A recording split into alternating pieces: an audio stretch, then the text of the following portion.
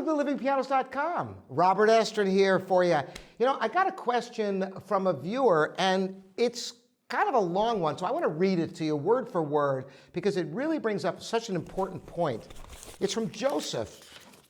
And Joseph asks, "Hi, thank you for the reply to my previous question. This doubt is about Moonlight Sonata movement number 1. I went through many videos on YouTube.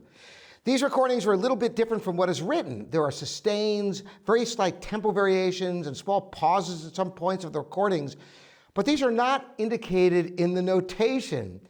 And I can say majority of the portions were not in perfect tempo. Could you please explain on what basis these dynamics are made and how to know at which place we should apply these dynamics? I have seen your Moonlight Sonata pedal usage video. A big thanks for that video." So a lot of people are really confused about this, the sanctity of the score, what the composer intended. You hear this, oh, is this authoritative? Is that what the composer meant? I got news for you.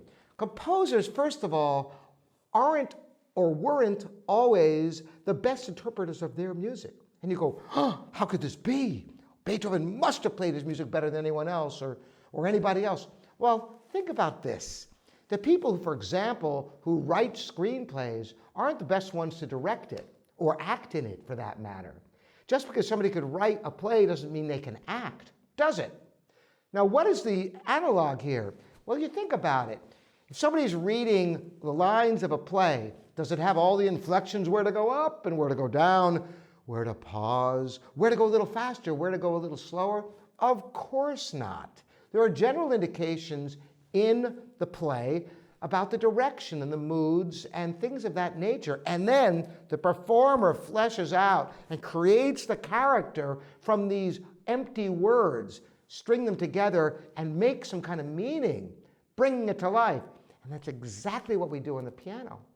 The score itself, you could literally program it into a machine. It's pretty easy to do that.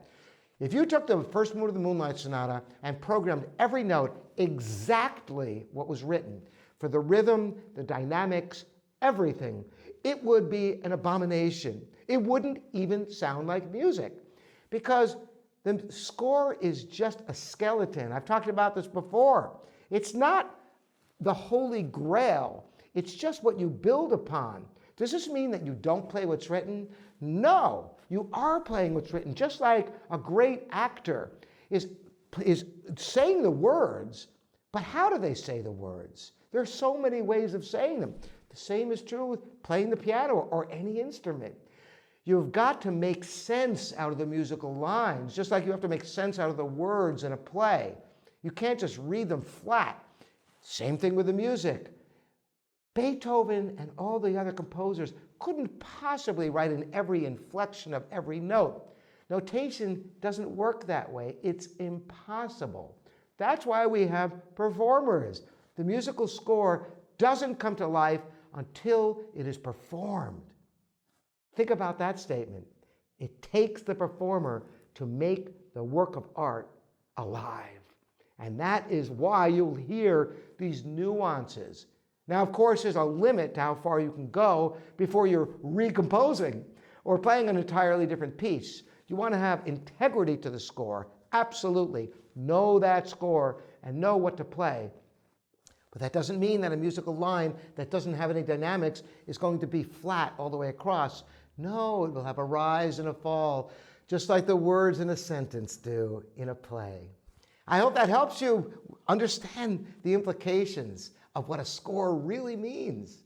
And I hope this is enjoyable for all of you out there. And, you know, I really appreciate you joining me. You're welcome to subscribe if you haven't already. Once again, I'm Robert Estrin here at livingpianos.com, your online piano store.